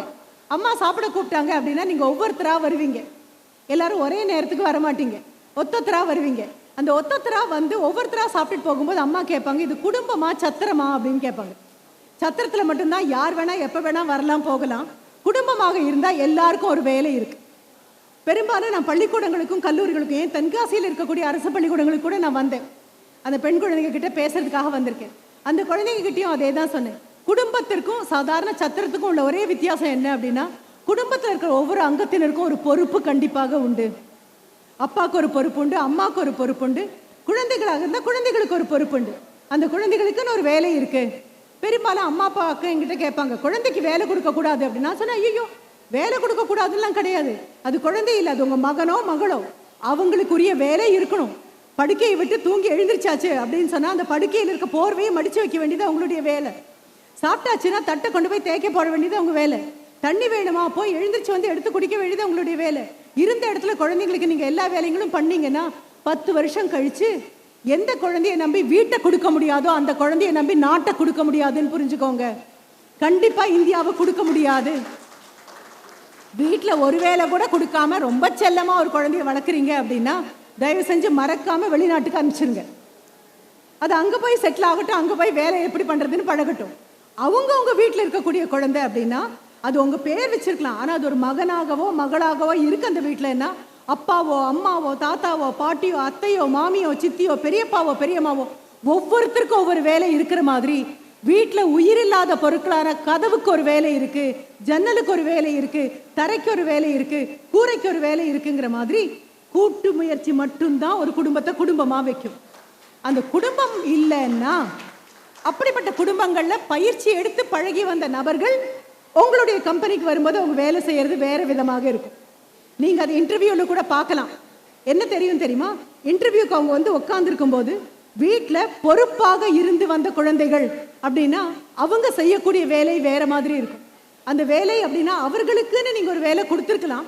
சொல்ல போனால் நான் மிஸ்டர் ரமேஷ் கிட்ட கூட கேட்டேன், எங்க அவர் வெற்றி அப்படின்னா அவர் சென்னை மேடம் அப்படின்னு சொன்னாரு. அது மட்டும் இல்லை, ஹெச்ஆர் எங்களுடைய ஹெச்ஆர் அவர் தான் அப்படின்னு சொன்னார். ஹெச்ஆர் மிஸ்டர் பிரகாஷ் அப்படின்னு சொன்னார். அடுத்தது அவர்கிட்ட நான் ஒவ்வொன்றா கேட்டுட்டு வரும்போது எத்தனை வருஷமா இங்கே இருக்கீங்க எல்லாம் கேட்டுட்டு வரும்போது நீங்கள் இதில் இருக்கீங்க, ஹெச்ஆராக இருக்கு. ஆமாம், ஹெச்ஆராக தான் இருக்காரு. ஆனால் நேற்றைக்கு மாலை நாங்கள் வரோம். இந்த ஆடல் பாடல் சத்தத்துக்கு நடுவில் தான் மிஸ்டர் ஷமீருக்கு நான் ஃபோன் பண்ணுறேன். அதுக்கு நடுவில் அவர் வந்து மேடம் சத்தமாக இருக்குது நான் வெளியில் வரேன் அப்படின்னு சொல்லிட்டு வெளியில் வந்து எனக்கு பதில் சொல்கிறாரு. மேம் நீங்கள் போய் சேர்றதுக்குள்ளே பைக்கில் வந்துடுவாங்க மேம், 3 கிலோமீட்டர் தானே, உடனடியாக வந்துடுவார் அப்படின்னு சொல்லி சார் உடனடியாக வந்தாச்சு. ஆனால் இன்டர்வியூ எடுத்த போது அவர்கிட்ட கண்டிப்பாக 6 வருஷத்துக்கு முன்னால் இப்படி ஒரு கேள்வி கேட்டிருக்க மாட்டாங்க. என்ன கேள்வி கேட்டிருக்க மாட்டாங்க தெரியுமா? சீஃப் கெஸ்ட் வந்தால் அவங்கள எப்படி நீங்கள் ரிசீவ் பண்ணுவீங்க, அவங்கள எந்த ஹோட்டலில் தங்க வைப்பீங்க, அவங்க எங்கே போகணும்னு கேட்டால் என்ன பண்ணுவீங்க, உணவுக்கு என்ன பண்ணுவீங்க, அவங்க டிரைவர், இது எதுவுமே இன்டர்வியூ அப்போ கொஸ்டின் கேட்டிருக்க மாட்டாங்க. ஆனால் ஒரு குடும்பத்தில் இதெல்லாம் கண்டிப்பாக வரும். ஒரு குடும்பத்தில் இருக்கும்போது வீட்டுக்கு சொந்தக்காரங்க வராங்க, அவங்க ரயில்வே ஸ்டேஷனில் வந்து நின்றுவாங்க, நீ தான் கூட்டிகிட்டு வரணும் அப்படின்னு சொன்னால் அந்த பையன் போய் அவங்கள கார்லேயோ அல்லது டாக்ஸிலேயோ அல்லது பைக்லேயோ கூட்டிகிட்டு வர வேலை இருக்கும். வீட்டுக்கு வரும்போது அவங்களை எப்படி நடத்தணும், திருப்பி கொண்டு போய் ரயில் ஏற்றும் போது எப்படி இருக்கணும், இது அத்தனையும் படிச்சுட்டு வரும்பொழுது இங்கே ஹெச்ஆர்க்குள்ளே ரொம்ப சுலபமாக வர முடியும். திடீர்னு உங்களுக்கு ஹெச்ஆருக்காக தனியாக எம்பிஏ வேணால் இருக்கலாமே தவிர சாதாரண பேசிக் எஜுகேஷனில் அது எதுவும் வராது. அப்போது இந்த கூட்டு முயற்சி அப்படிங்கிறது இயற்கையில் இயல்பாக இருக்கக்கூடியது. நான் சொன்னேன் இல்லையா, அந்த தங்கப்பேனா அப்படின்னு சொல்லி, அதில் ஒன்று தான் இந்த கூட்டு முயற்சியும். யாருக்காவது இருமது அப்படின்னா அவங்க இருமுறவங்க அவங்களை திரும்பி பார்த்து எனக்கு தண்ணி வேணும்னு கேட்க வேண்டாம். இருமுற அடுத்த நிமிஷம் குடும்பத்தில் உங்களுக்கு தெரியும், பாட்டியோ தாத்தாவோ யாராவது இருமுறாங்க அப்படின்னு அடுத்த நிமிஷம் சமையல் கட்டில் நின்றுட்டு இருக்கக்கூடிய அம்மா, சமைச்சிட்டு இருக்கக்கூடிய அம்மா அடுத்த நிமிஷம் திரும்பி உங்களை யாரையாவது கூப்பிடுவாங்க, தாத்தா இருமுறாரு என்னன்னு பாரு அப்படின்னு சொல்லுவாங்க. மல்டி டாஸ்கிங் அப்படின்னு சொல்லுவீங்க நீங்கள். இல்லை அப்பாவுக்கு ஒரு இருமல் அப்படின்னு அடுத்த நிமிஷம் அம்மா சொல்லுவாங்க. சாப்பாடு பரிமாறும் போது கூட குழந்தைங்கிட்ட சொல்லுவாங்க, முதல்ல தண்ணியை வச்சிரு அதுக்கப்புறம் சாப்பாடு பரிமாறு. பெரும்பாலும் இந்த காலத்து குழந்தைங்க சாப்பாடு பரிமாறுவாங்க, அப்புறம் இருமல் வந்ததுக்கப்புறம் தான் தண்ணிக்காக ஓடுவாங்க. இந்த கூட்டு முயற்சி அப்படின்னு பார்த்தீங்கன்னா இது அத்தனையும் அதுக்குள்ளே வரக்கூடியது. சாதாரணமாக எல்லா குடும்பத்திலையும் பழக்கி பழக்கி வர வேண்டியது. நான் இருக்கிற எல்லா பெற்றோர்கிட்டையும் கேட்குறேன், 2034ன்னு ஒன்று வரும்போது உங்கள் குழந்தைங்க ஆரோக்கியமான குழந்தைங்களா, சமுதாயத்துக்கு உதவி செய்யக்கூடிய குழந்தைங்களா, யாருக்கோ எங்கேயோ துன்பம் அப்படின்னு உடனே ஓடி போய் உதவணும் அப்படின்னா திடீர்னு ஓட முடியாது. யார் மாதிரி தெரியுமா, வீட்டில் உட்காந்துக்கிட்டு டிவிக்கு முன்னால் இந்த ரிமோட் இப்படியே அமைக்கி அப்படியே பார்த்துட்டு ஒலிம்பிக் கேம்ஸ் பார்த்துட்டு இருக்கீங்கன்னு வைங்க. ஒலிம்பிக்ஸில் ஓடிட்டு இருக்காங்க யாரோ, ஓடும்போது கடைசியாக ஓடுற ஆளை பார்த்து நம்ம உட்காந்துருக்கிற குழந்தை சிரிக்கலாம், ஐயோ கடைசியாக ஓடி வராங்கப்பா அப்படின்னு சொல்லலாம். பக்கத்தில் இருக்கக்கூடிய நீங்கள் சொல்ல வேண்டியது என்ன தெரியுமா, உட்காந்து டிவி ரிமோட்டை அனுப்புகிற நாம் சாதாரணமாக எழுந்திரிச்சு போய் கூட ஒருத்தருக்கு உதவ மாட்டோம். ஒரு நாட்டுக்காக ஒலிம்பிக்ஸில் ஓடணும் அப்படின்னா அது யாருக்கு தெரியுமா அது கிடைக்கும், ஓடிக்கிட்டே இருக்கிறவனை மட்டும்தான் ஒலிம்பிக்ஸ்க்கு ஓட அனுப்புவாங்களே தவிர உட்காந்த இடத்துல ரிமோட் அமைக்கிட்டு இருக்கிற நபர்கிட்ட யாரும் பொறுப்பை கொடுக்க மாட்டாங்க. அப்போ 2034 கம்பெனி மேலே போகணும் அப்படின்னா உழைத்து கொண்டே இருக்கும் நபர்கள். நான் கிளம்பி போனதுக்கப்புறம் இந்த அவார்டெல்லாம் கொடுக்குற வேலையெல்லாம் உங்களுக்கு இருக்கும்.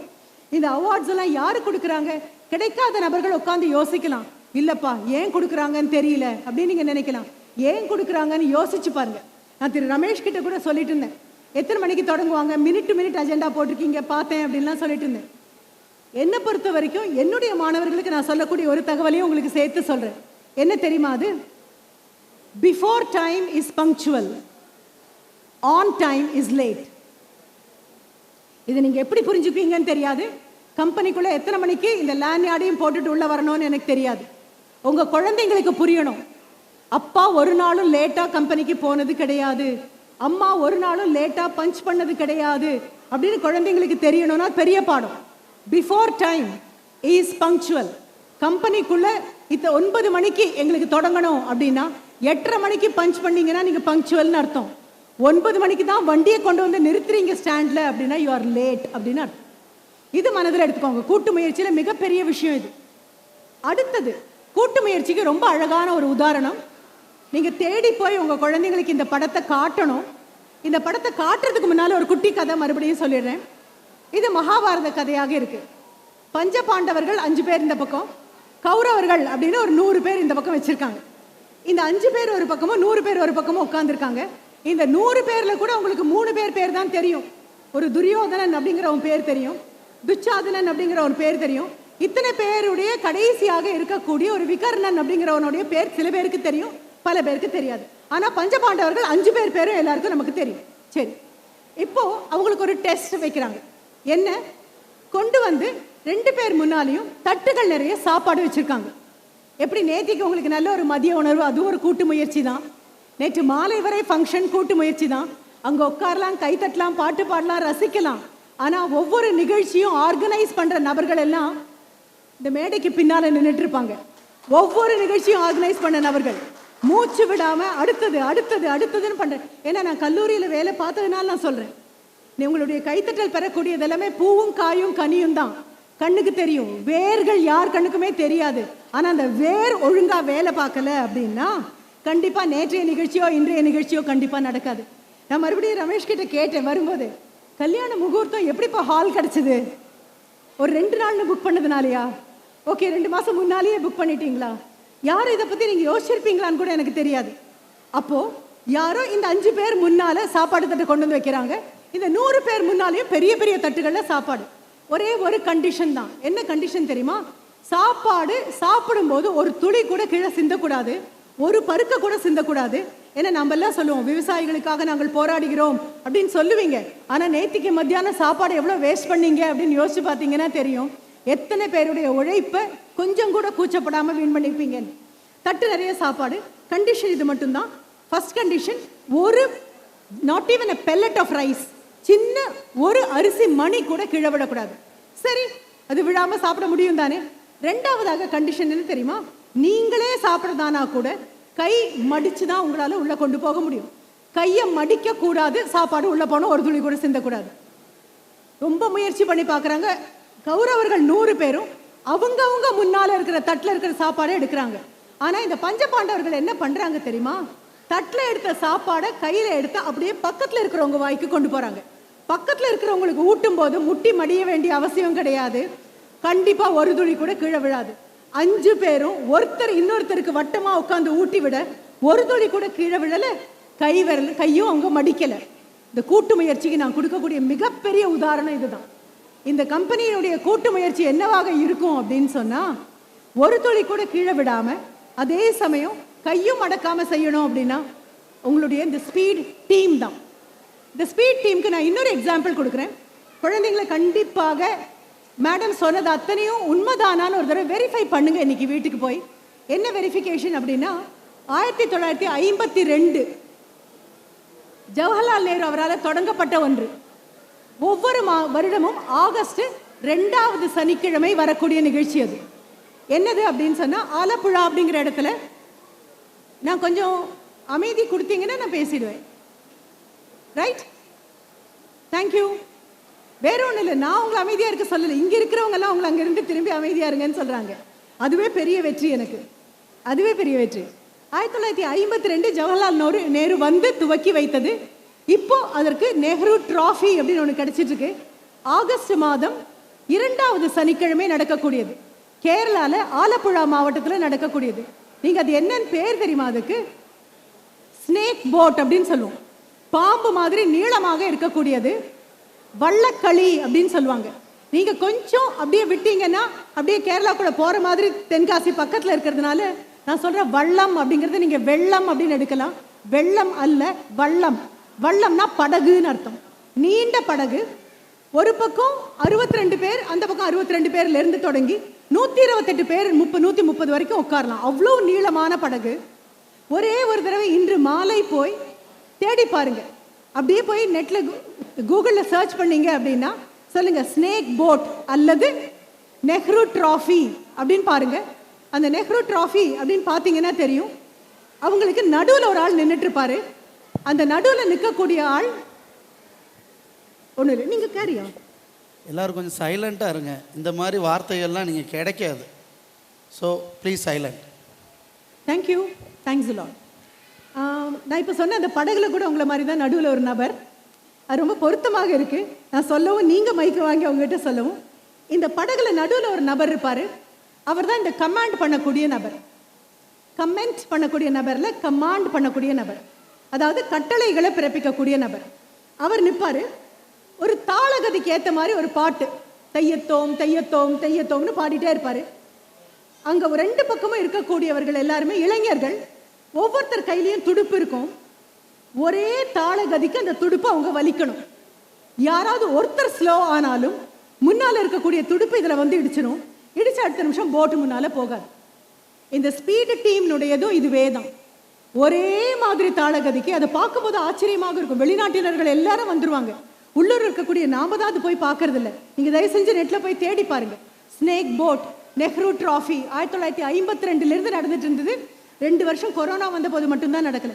பார்க்க பார்க்க நமக்கு அவ்வளோ பெரிய சந்தோஷமாக இருக்கும். அதுல ஹீட்ஸ் உண்டு.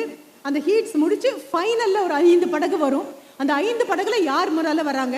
ஒவ்வொரு கிராமமும் தன்னுடைய படகை வச்சுக்கும். அந்த படகு அவர்களுக்கு தெய்வம் மாதிரி. அந்த படகை கும்பிட்டு அதுக்கு பூஜை பண்ணி அப்புறம் தான் இதை தொடங்குவாங்க. அந்த படகை தொடங்கும் போது இந்த வள்ளக்களியில ஈடுபட்டிருக்கக்கூடியவங்க ஐடி ப்ரொஃபஷனல்ஸ் எல்லாம் இருக்காங்க. ஹைதராபாத்ல இருக்கலாம், பூனேல இருக்கலாம், தமிழ்நாட்டினுடைய எந்த பகுதியில் வேணாலும் இருக்கலாம், இல்லை உலகத்தின் வேற எங்கேயாவது கூட இருக்கலாம். கரெக்டா ஆகஸ்ட் மாதம் 2வது சனிக்கிழமைக்கு முன்னால ஊர் திரும்பிடுறாங்க. அவங்க ஓடி வந்து இந்த டீம்ல சேரணும், டீம்ல சேர்றது மட்டும் இல்ல பயிற்சியும் எடுக்கணும் அப்படின்னு சொல்லி அந்த பயிற்சியை எடுத்ததுக்கு அப்புறம் கரெக்டா அன்றைய மாலை கம்ப்ளீட்டா டெலிகாஸ்ட் இருக்கு, வேர்ல்ட் லெவல் டெலிகாஸ்ட். ஏன்னா இது ஒரு போட்டி. இந்த போட்டியில அந்த படகு வரும்போது பாத்தீங்கன்னா அவ்வளோ ஆச்சரியமாக இருக்கும்.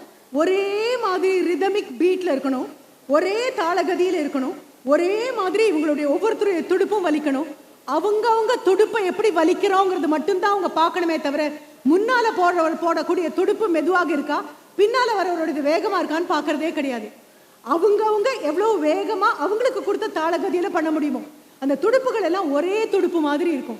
Team effort is just not many people behaving like one person. ஒரு டீம் அப்படின்னு சொன்னா 10 பேர் இருக்கிறது அல்ல, 10 பேரும் ஒரு ஆள் மாதிரி யோசிக்கிறது, அந்த ஒரு நபர் மாதிரி இருக்கும். அவங்க துடுப்பு வலிச்சுட்டு போகும்போது நமக்கு அவ்வளோ பெரிய ஆச்சரியமாக இருக்கும். இதே ஆச்சரியத்தை நீங்க எங்கெல்லாம் பார்க்கலாம் தெரியுமா? கொரியா ஏதாவது டான்ஸ் ப்ரோக்ராம் கொடுத்தாலோ இல்லது சைனீஸ் ஏதாவது அவங்க ஜிம்னாஸ்டிக் இது ப்ரோக்ராம் கொடுத்தாலோ அதுலலாம் பார்க்கும்போது உங்களுக்கு தோணும். அதே மாதிரி ஒலிம்பிக்ஸ்ல பார்த்துருப்பீங்க சிங்க்ரனைஸ் ஸ்விம்மிங் அப்படின்னு, தண்ணிக்குள்ள இருந்துட்டு அவங்க நீச்சல தண்ணிக்கு வெளியில இல்லை உள்ளுக்குள்ள ஒரு டான்ஸ் மாதிரி இருக்கும். எல்லாம் அந்த பெண்களும் அந்த நீச்சலுடையில இருப்பாங்க, மூச்சு அடக்கி தண்ணிக்குள்ள இருப்பாங்க, எல்லாருடைய காலும் மேல வரும், பார்த்தா ஏதோ ஒரு அல்லிப்பூ பூத்த மாதிரி இருக்கும், அந்த கால் இந்த பக்கம் அசையும், மறுபடியும் கால் கீழே போயிடும், கை மேல வரும். உங்களுக்கு ரொம்ப ஆச்சரியமா இருக்கும். கண்ணோடு கண் பார்க்கும்போது கூட ஒருத்தர் மாதிரியே இன்னொருத்தர் நமக்கு செய்ய முடியல, கண் பார்க்காத போது இவர்களால எப்படி இவ்வளவு அழகாக செய்ய முடியுது? கடுமையான பயிற்சி, இடைவிடாத பயிற்சி. 10 பேர் செஞ்சாலும் 10 பேரும் ஒரு நபர் மாதிரி செய்யறது. எது மாதிரி அப்படின்னு சொன்னா இங்க நிக்கணும் அப்படிங்கிற உத்தரவை என் கால் கொடுக்கறது, தொடர்ந்து பேசிட்டேரு அப்படிங்கறதே என்னுடைய மனசு சொல்றது, அடுத்த வார்த்தையை என் நாக்குக்கு எடுத்து கொடுக்கறது, யாரெல்லாம் கவனிக்கிறாங்கன்னு என் கண் பார்க்கறது. இது அத்தனையும் ஒவ்வொரு துறையும் செய்து கொண்டிருந்தாலும் ஒவ்வொரு டிபார்ட்மெண்ட்டும் உடம்புல செஞ்சாலும் தலைக்குள்ளேந்து வரக்கூடிய அந்த கமாண்டிங் ஆஃபீஸர் கொடுக்கிற கட்டளைப்படி இத்தனை நேரம் நீ பேசுற, இதை பத்தி பேசுற, இது தொடர்ந்து வந்துட்டே இருக்கணும். அப்போ இந்த டீம்னுடைய மிக முக்கியமான 2 பண்புகள் இருக்கு. நீங்க எல்லாம் டீம்ல ஒர்க் பண்ணக்கூடியவங்க. கண்டிப்பாக என்னோடயே எனக்கு பிரச்சனை இருக்கும்போது கண்டிப்பா இன்னொரு நபரோட பிரச்சனை இருக்கும் வாழ்க்கையில். ஒரு டீம் அப்படின்னா அந்த டீமுக்குள்ள 1000 விதமான பிரச்சனைகள் இருக்கும். ஆனா ஒரு மியூசிக் டீம் வந்து நேற்று பார்த்துருப்பீங்களே, இசை நிகழ்ச்சி எல்லாம் நடந்தது. அதுல கீபோர்டு ஒருத்தர் இருந்திருக்கலாம், ட்ரம்ஸ் ஒரு நபர் இருந்திருக்கலாம், கிட்டாரிஸ்ட் ஒருத்தர் நபர் இருந்திருக்கலாம், வோக்கல் ஒரு நபர் இருந்திருக்கலாம், இடையில சின்ன சின்ன கோபங்கள் இருந்திருக்கலாம், வெளியில டீ குடிக்க போன போது மனஸ்தாபங்கள் வந்திருக்கலாம். ஆனாலும் உங்க காதுக்கு எது கேட்டுச்சு தெரியுமா? முழுமையான பாடல் மட்டும்தான் உங்க காதுக்கு கேட்டுச்சே தவிர இடையில இருந்த சின்ன சின்ன வித்தியாசங்கள் உங்க காதுக்கு வந்தது கிடையாது. இதுதான் டீம்னுடைய மிகப்பெரிய பலம். நீங்க உங்களுடைய விஷன் ஸ்டேட்மெண்ட் கொடுத்துருக்கீங்க இல்லையா, அதுல நீங்க ரொம்ப அழகா கொடுத்துருக்கீங்க. உங்களுடைய அவர் ஸ்ட்ரென்த் அண்ட் அசெட், என் தலைக்குள்ள ஒழுங்கா அந்த வாக்கியம் போயிருக்குன்னு நினைக்கிறேன். Our strength and asset is our unity அப்படின்னு முதல்ல கொடுத்துருக்கீங்க. எங்களுடைய ஒற்றுமைதான் எங்கள் பலமும் எங்களுடைய மூலதனமும். சொத்து எங்களுடைய அதுதான். 1500 பிரச்சனை இருக்கும்பா, அவங்களுக்குள்ளேயே இருக்கு, குடும்பத்துக்குள்ள இருக்கும். வெளியிலேருந்து விருந்தாளி வந்தா தெரியக்கூடியது குடும்பம் தானே தவிர வேற எதுவும் தெரியக்கூடாது. சிம்பனி தான் கேட்கணுமே தவிர, இசை தான் கேட்கணுமே தவிர வேற எதுவும் கிடையாது. இதை சொல்லும் பொழுது நான் மறுபடியும் ஒரு சூழலுக்கு மறுபடியும் வரேன். சின்ன வயசுல இந்த விடுமுறை நாட்கள் எல்லாம் வீட்டில் பாட்டிகள் சொல்லிக் கொடுக்கறது, கோலம் போட சொல்லிக் கொடுப்பாங்க, பூக்கட்டை சொல்லிக் கொடுப்பாங்க எல்லாம்.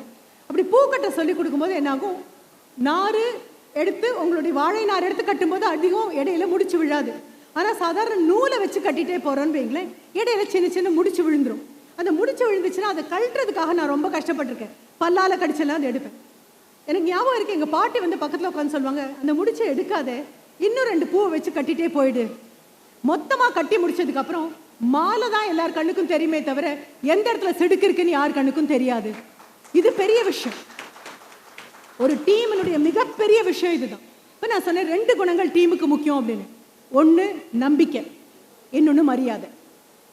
டீமுக்குள்ள உயர்ந்தவர்கள் தாழ்ந்தவர்கள் கிடையாது.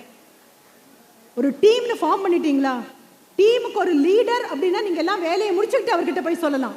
ஆனா டீமுக்குள்ள வந்தாச்சு அப்படின்னா உயர்ந்தவன் தாழ்ந்தவன், இது எஜுகேஷன், இது எக்ஸ்பீரியன்ஸ் எதுவுமே கிடையாது. Team is a team. ஒரே மாதிரி வச்சு நிறுத்தினீங்கன்னா டீம் இஸ் அ டீம். டீமுக்கு மேலே கீழே எதுவும் கிடையாது. இது உள்வாங்கிக்கணும்.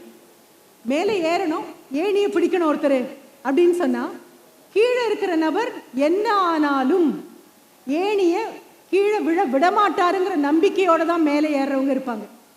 மேலே அவங்க ஏறினதுக்கப்புறம் எனக்கு என்ன ஆனாலும் மேலே போன நபர் கீழே பத்திரமா இறங்குற வரைக்கும் ஏணியை நான் விட்டுட மாட்டேன் அப்படிங்கிற கமிட்மெண்ட் கீழே பிடிச்சிருக்கிறவருக்கு வேணும். அப்போ 2 பேருக்கு நடுவுலேயே எவ்வளோ டீம் ஸ்பிரிட் வேணும் அப்படின்னா 10 பேருக்கு நடுவில் வேணும். இன்னைக்கு மறக்காம நீங்க போய் பார்க்க வேண்டியது அந்த வள்ளக்களியை போய் பாருங்க. அதை பார்த்த போது எனக்கு உங்க டீம் தான் ஞாபகம் வந்தது, ஸ்பீட் டீம் தான் ஞாபகம் வந்தது. ஒரே தாளகதியில ஒரே வேகத்துல யாருக்குள்ள எந்த விதமான மனதில் வேறுபாடு இருந்தாலும் வெளியில ப்ராஜெக்ட் இறங்கிட்டீங்க அப்படின்னா முக்கியம். உங்களுடைய பிரச்சனைகளை பத்தி எழுதும்போது காலத்துக்கு அதை கொண்டு போய் நேரம் சேர்க்கறது, டைம் லைன் அப்படின்னு கொடுத்தாங்கன்னா டெட்லைனை மீட் பண்றது ஒரு ப்ராப்ளமாக இருக்கும் அப்படிங்கிறதையும் நீங்க ஒரு இடத்துல ஒரு மென்ஷன் பண்ணியிருக்கீங்க. நீங்க இங்க இருக்கிறவங்க ஆனாலும் சரி, இல்லை உங்க அத்தனை பேருக்கும் போட்டு காண்பிக்க வேண்டிய ஒரு சினிமா அப்படின்னா ஒன்று நான் ரெக்கமெண்ட் பண்ணுவேன். எத்தனை பேருக்கு பிடிக்கும்னு எனக்கு தெரியல, ஆனால் எனக்கு பிடிச்சது. ஆஸ்கார் விருதும் அது வாங்கிச்சு. அப்போ ஆஸ்கார் விருது வாங்கணும் அப்படின்னா உலகத்தோட பெரிய நபர்களுக்கெல்லாம் ஒரு கண்டிப்பாக அதில் ஏதோ நல்லது இருக்கணும். அதை தயாரித்த நபர் 1965 பிறந்த நபர், அமெரிக்காவை சேர்ந்த ஹிஸ் அன் அமெரிக்கன் டைரக்டர். அவருடைய நிறைய அவருடைய எல்லாமே ஆஸ்கார் விருதுக்கு போன படங்கள் தான். ஃபைண்டிங் நீமோ, அவருடைய பெயர் ஆண்ட்ரூ ஸ்டாண்டன் அப்படிங்கிற பெயர். ஞாபகம் வச்சுக்கலாம். நான் சரியான தகவல் தான் கொடுத்தேனான்னு போய் வெரிஃபை பண்ணுங்க. யார் என்ன சொன்னாலும் தயவு செஞ்சு அதை ஒரு தடவை நெருப்பில் போட்டு பாருங்க. இந்த விதை முளைக்குதான்னு பாருங்க, சொன்ன வார்த்தை உண்மையான்னு பாருங்க. ஆண்ட்ரூ ஸ்டாண்டனுடைய 1965 பிறந்த அமெரிக்காவுடைய டைரக்டர், மிக பிரபலமான படங்கள் எடுத்த நபர். அவருடைய ஃபைண்டிங் நீமோ அப்படின்னு ஒரு படம், கார்ட்டூன் படம். அதனால கண்டிப்பாக கதாநாயகன் நீங்கள் தேட வேண்டிய அவசியமே இல்லை. கார்ட்டூன் படம், கதை எழுதினது அவர் தான், படத்தை தயாரிச்சதும் அவர் தான். சரி, சின்ன குழந்தையா இருக்கும்போது அவருக்கு ஏன் இந்த படம் ரொம்ப பிடிச்சதுன்னு ஒரு காரணம் சொல்றாரு. பல் வைத்தியர்கிட்ட போவாராம், டென்டிஸ்ட்டை பார்க்க போவாராம். டென்டிஸ்ட் பார்க்கறதுக்கு குழந்தைங்களை கூட்டிகிட்டு போனீங்கன்னா குழந்தைங்க வரமாட்டாங்க. ஏன்னா பல்ல பிடுங்கிற வேலைன்னா எல்லா குழந்தைங்களுக்கும் வலிக்கும். இப்போ அந்த டென்டிஸ்ட்டை பார்க்க போகும்போதெல்லாம் எதற்காக போகிறாரு அப்படின்னா, அந்த டென்டிஸ்டுடைய சபையில் அவருடைய அந்த கிளினிக் இருக்கு இல்லையா, அந்த டென்டிஸ்டுடைய கிளினிக்கில் ஒரு அழகான மீன் தொட்டி இருக்குது. நீங்கள் எத்தனை பேர் பார்த்துருக்கீங்கன்னு எனக்கு தெரியாது. ரொம்ப அழகான மீன் தொட்டி ஒன்று இருக்குது.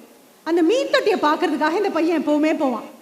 மீன் தொட்டியை பார்க்கும்போது அதில் இருக்கிற மீன்கள் எல்லாம் இவங்ககிட்ட சொல்கிற மாதிரி என்ன தோணும் தெரியுமா? நாங்கள்லாம் இந்த தொட்டிக்கு சொந்தம் இல்லை, நாங்கள்லாம் கடலுக்கு சொந்தம், நாங்கள்லாம் கடலுக்கு சொந்தம், எங்கள் வீடு கடல், எங்களை பிடிச்சி தொட்டியில் வச்சுருக்காங்க அப்படின்னு சொல்கிற மாதிரி இருக்குமா. இந்த ஃபைண்டிங் நீமோ அப்படிங்கிற இதை பார்த்துக்கோங்க. இந்த படத்தை பார்க்கும்போது உங்களுக்கு தெரியும், இங்கே இருக்கிற இந்த சின்ன குழந்தைங்க மாதிரி தான். அம்மா மீன், தாய் மீன் இறந்து போயிடும். தகப்பன் அந்த சின்ன குழந்தைய வளர்ப்பார். குழந்தைன்னா மீன் குஞ்சு, அது நீமோ அப்படின்னு பேர், NEMO, நீமோன்னு பேர். இந்த மீன் குஞ்சு அப்பா சொன்னதை கேட்கவே கேட்காது. அப்பா ரொம்ப கஷ்டப்படுவார், கட்டுப்படுத்த ரொம்ப கஷ்டப்படுவார். இது பண்ணாது, அது பண்ணாது, அதை கவனி, இதை கவனி, இப்படி போ, அப்படி போ. அந்த மீன் குஞ்சு கேட்கவே கேட்காது. ஃப்ரெண்ட்ஸ் அவங்களோட ஓடுறேன்னு சொல்லும், விளையாடணுமா அவங்களோட போகிறேன்னு சொல்லும், திருப்பி திருப்பி இப்படி பண்ணிட்டு இருக்கோம்.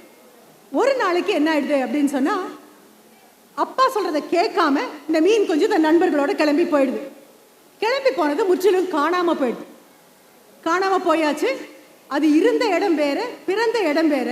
அது போகிற இடம் எங்கே அப்படின்னா உலகத்தினுடைய அடுத்த கோடிக்கு போயாச்சு. ஆஸ்திரேலியா மாதிரி ஒரு இடம்.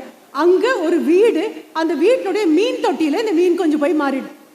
மாட்டின உடனே அங்கே இருக்கிற மற்ற மீன்கள் கிட்ட சொல்லுது, நான் இங்கே இருக்கக்கூடாது, நான் கடலுக்கு போகணும், எங்கள் அப்பா சொன்ன பேச்சை நான் கேட்காம விட்டுட்டேன், எங்கள் அப்பா சொன்ன பேச்சை கேட்கணும், நான் போகணும். மற்ற மீன்கள்லாம் காப்பாற்றி இது மீண்டும் கடலுக்கு வந்துடுது. கடலுக்கு திரும்பி அப்பாவை தேடி போக போது அப்பா இந்த குழந்தையை தேடி வந்துட்டு இருக்காரு. இது வெறும் மீன்கள் பற்றின கதை. அப்பா தேடி வராரு. நீமோ இப்போ கொஞ்சம் பெருசாயிட்டான். இப்போ அவன் அப்பாவை தேடி போகிறான். அப்பாவை தேடி போகும்போது மிகப்பெரிய ஒரு கப்பல் வருது. இந்த கப்பல் மீன் பிடிக்கக்கூடிய கப்பல். பெரிய வலை போடுறாங்க. பெரிய அந்த வலையில் லட்சக்கணக்கான மீன்கள் மாட்டிடுது. கடல் தண்ணி கடியிலேருந்து அந்த வலை கொஞ்சம் கொஞ்சமாக மேலே வரப்போகுது. அதுக்குள்ளே இருக்கக்கூடிய அத்தனை மீன்களும் படபடன்னு துடிக்குது. இன்னும் தண்ணிக்குள்ளே தான் இருக்குது. ஐயோ சிக்கிட்டோம் அப்படின்னு படபடக்குது. அப்போ நீமோங்கிற அந்த குட்டி மீன் இருக்கு இல்லையா, அது ஒரு உபதேசம் கொடுக்கும். அது என்ன சொல்லும் தெரியுமா? இன்னும் தண்ணிக்குள்ளே தான் இருக்கும், இன்னும் பயப்பட வேண்டிய அவசியம் இல்லை, நம்ம லட்சக்கணக்கான ஆட்கள் இருக்கோம், வலை பெரிய வலை தான், வலைக்குள்ளே மாட்டிகிட்டு இருக்கோம், ஆனால் நான் சொல்கிறத நீங்கள் எல்லாம் கேட்பீங்களா? எல்லாம் திரும்பி பார்த்துட்டு சொல்லு, நீ சொல்கிறத நாங்கள் எதுக்கு கேட்கணும், நான் சொல்கிறத கேளுங்களேன், என்ன வேணும்? இன்னும் தண்ணிக்குள்ள தானே இருக்கும், வலை இன்னும் மேலே வரலையே, கடலுக்குள்ள தானே இருக்கு, என்ன பண்ணலாம்? அத்தனை பேரும் கீழ் நோக்கி நீஞ்சலாம் அப்படின்னு சொல்லுவோம். கீழ் நோக்கி நீஞ்சலாம். அவங்களுக்கு புரியாது. வேகமாக கீழ் நோக்கி நீஞ்சலாம். ஒரு மீனுக்கு அது முடியும் தானே, கடலுக்கு அடியை நோக்கி நீஞ்ச முடியும் தானே. அத்தனை பேரும் கீழ் நோக்கி நீஞ்சலாம். என்ன ஆகும்? நீஞ்சலாம் முதல்ல வாங்க. அத்தனை மீன்களும் ஒன்னாக சேர்ந்து இதுவரைக்கும் செய்யாத வேலையை செய்யும். கீழ் நோக்கி நீஞ்ச ஆரம்பிக்கும். கீழ் நோக்கி நீஞ்ச நீஞ்ச நீஞ்ச இந்த பெரிய அந்த நெட் இருக்கு இல்லையா, வலை, அது அதனுடைய கனம் தாங்காம மேலே இருக்கிற கம்பியிலேருந்து அந்த வலையில அறுபட்டுடும். வருபட்டு அடுத்த நிமிஷம் அப்படியே வலை கீழே போயிடும். அத்தனை மீன்களும் வெளியில வந்துடும். முடிச்சதுக்கு அப்புறம் அது அவார்டு கிடைச்ச ஒன்று. மீன் கொஞ்சம் திரும்பி அவங்க அம்மா வீட்டுக்கு, அப்பா வீட்டுக்கே போயிடும். படித்த பாடங்கள் எல்லாம் சொல்லும். அந்த கதையினால வரக்கூடிய மெசேஜ் அப்படின்னு அந்த டைரக்டர் கொடுக்குறாரு, ஆண்ட்ரூ ஸ்டன்டன். ஒற்றுமையாக செய்யக்கூடிய எதுவும் தோல்வியை நோக்கி போனதே கிடையாது. ஆனா ஒண்ணு மட்டும் வேணும். என்ன? அதுல நம்மளை விட புரிந்த ஒரு நபர் சொல்றதை எல்லாரும் கேட்கணுங்கிற முடிவுக்குள்ள வரணும். இப்போ உங்களுடைய தலைவராக இருக்கக்கூடிய நபராக இருந்தாலும் சரி, இல்ல உங்களுடைய ஜிஎம்மாக இருக்கக்கூடிய நபர்கள் இருந்தாலும் சரி, இல்ல உங்களுடைய சூப்பர்வைசராக இருக்கக்கூடிய நபராக இருந்தாலும் சரி, உங்களுக்குள்ள எவ்வளவு வித்தியாசங்கள் இருந்தாலும் புரிந்து கொள்ள வேண்டிய ஒரு விஷயம், யாரோ ஒரு நபர் சொல்லக்கூடியது அத்தனை பேரும் கேட்க போறோம் அப்படின்னு சொன்னா கண்டிப்பாக எல்லா துன்பங்கள்லேருந்து விடுபட்டு வெளியில வந்துடலாம். அப்போ இன்னைக்கு நீங்க கொண்டு போகக்கூடிய மெசேஜில் மறக்காம குழந்தைங்களுக்கு காமிங்க. நம்ம வந்த உடனே அவசர அவசரமா குழந்தை கம்ப்யூட்டரை மூடி வைக்குது, அவசர அவசரமா மொபைலை மூடிட்டு அப்புறம் கூப்பிடுறேன் அப்படின்னு சொல்லுதுனாலே ஏதோ தப்புன்னு அர்த்தம். அத்தனை பேரும் ஒன்னா உட்காந்து பார்க்கக்கூடிய நாகரிகமான ஒரு படம், கூச்சம் இல்லாம பார்க்கலாம். ஐயோ குழந்தைங்க முன்னால எப்படி பார்க்கறதுங்கிற தவிப்பு இல்லாம பார்க்கலாம் அப்படின்னா ஃபைண்டிங் நீமோ எடுத்து பாருங்க. 2003 வந்த படத்தை பத்தி நான் 2024 பேசிட்டு இருக்கேன். எத்தனை வருஷம் தாண்டினதுக்கு அப்புறம் பேசுறேன். 21 வருடங்கள் கழிந்ததுக்கு அப்புறம் இப்படி ஒரு மீட்டிங்ல 3ஆம் தேதி 5வது மாதம் 2024 பேச தொடங்கும் போது எனக்கு கொடுத்த தலைப்பு நான் சொல்லிட்டேன். திரும்பி போகும்போது எடுத்துட்டு போக வேண்டிய ஒன்று. இதே தேதி மறுபடியும் வரும். அதுவும் திரு ரமேஷ் கிட்ட கேட்டேன் நான், ஒரே தேதியில தான் கொண்டாடுவீங்களா அப்படின்னு. இல்ல மேடம், போன வருஷம் மே 27 என்னமோ கொண்டாடினீங்கன்னு அவர் சொன்னாரு. ஏன்னா இங்க வரதுக்கு முன்னால உங்களை பத்தின தகவல் அத்தனையும் சேகரிச்சுட்டே வரேன் நான். அடுத்த வருடம் எந்த தேதின்னு எனக்கு தெரியாது. ஆனா 2034 கண்டிப்பாக வரும். அந்த 2034 இப்ப 24 வயதுல இருக்கிறவங்க, 26 வயதுல இருக்கிறவங்க, 35 வயதுல இருக்கிறவங்க 10 வருடம் கழிஞ்சிடும். 10 வருடம் கழிச்சு இதை விட பெரிய பிரம்மாண்டமான ஒரு அரங்கம் தேவைப்படும். இது போதாது உங்களுக்கு, மிகவும் பெரிய அரங்கம். யாருக்கு தெரியும், ஒருவேளை நீங்களே அவ்வளவு பெரிய அரங்கத்தை கட்டி வைக்கலாம். அப்படி வரும்போது அந்த 2034 இந்த 5வது மாதம் 3வது தேதி கடின உழைப்பு, கூட்டு முயற்சியை பத்தி போட்ட சின்ன சின்ன விதைகள், இதை மனசுல வைங்க. அதுக்கு நீங்க தான் தண்ணி ஊற்றணும். விதை போட்டவன் கண்டிப்பா, நம்ம சொல்லுவோம் மரம் வச்சவன் தண்ணி விடுவான் அப்படின்னு. இல்ல, மரம் வச்சுட்டு போயிடுவாங்க சீஃப் கெஸ்ட். தண்ணி விட வேண்டியது அங்க இருக்கக்கூடிய கார்டனர் தான் தண்ணி விடணும். அந்த மாதிரி நீங்க தான் தண்ணி விடணும், நீங்க தான் காப்பாற்றணும். திரும்பி இதே 34 வரும் பொழுது ஒண்ணு ஞாபகம் வச்சுக்கோங்க. அப்ப நான் இருப்பேனான்னு தெரியாது, வருவேனான்னு தெரியாது, இது எதுவுமே எனக்கு தெரியாது.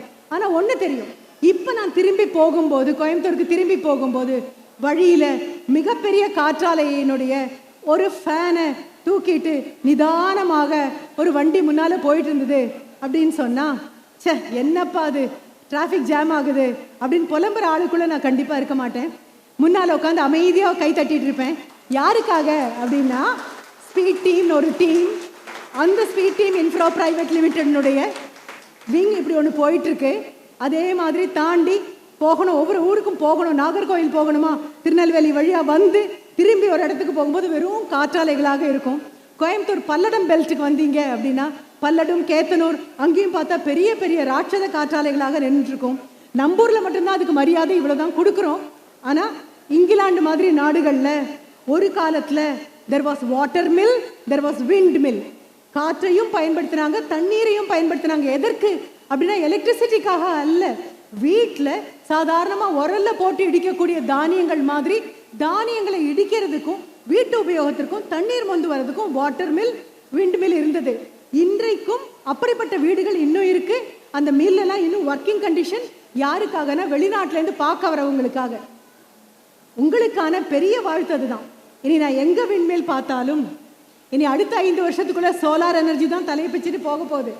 அந்த அளவுக்கு மத்திய அரசு அதை பத்தி சொல்லியாச்சு. சோலார் தான் வரப்போகுது. நான் கூட நினைக்கிறேன், கார்ல பெட்ரோலும் டீசலும் போட்டுட்டு ஃபியூயல் ஃபாசல், நம்ம ஃபாசல் ஃபியூயல் எல்லாம் விட்டுடுவோம். இனிமே வரக்கூடியது உங்களோட தான் இருக்கும். இனி கண்டிப்பாக சோலார் எனர்ஜியினால் ஓடக்கூடிய கார் இருக்கலாம், விண்ட் எனர்ஜியினால் ஓடக்கூடிய வண்டிகள் இருக்கலாம். ஒரு கப்பலுக்கு ஒரு பாய்மரத்தை வச்சு ஒரு பாய்மர கப்பல் பண்ண முடிஞ்ச போதே விண்டு பயன்படுத்திட்டோம். உங்களுடைய விண்ட் எனர்ஜியும் சோலார் எனர்ஜியும் தான் இனிமே வர காலங்கள். 2034 10 வருட அவகாசம் கண்டிப்பாக கொடுக்குறேன். அந்த 10 வருடம் கழித்து நீங்கள் வாங்கக்கூடிய பெரிய பெரிய பதக்கங்களாக இருக்கலாம். உங்களுடைய மிஷன் ஸ்டேட்மெண்ட் சொல்கிற மாதிரி கோயிங் குளோபல்,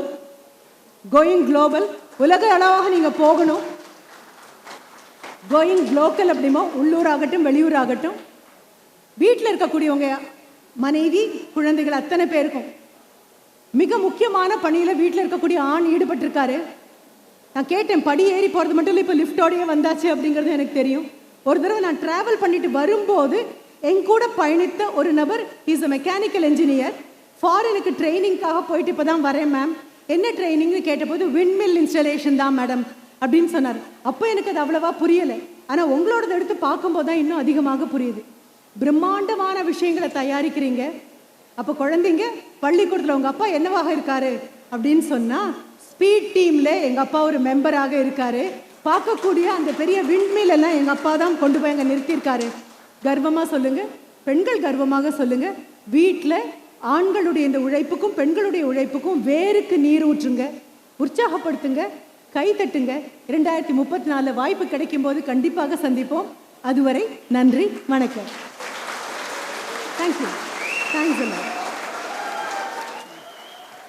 எஸ், தேங்க்யூ.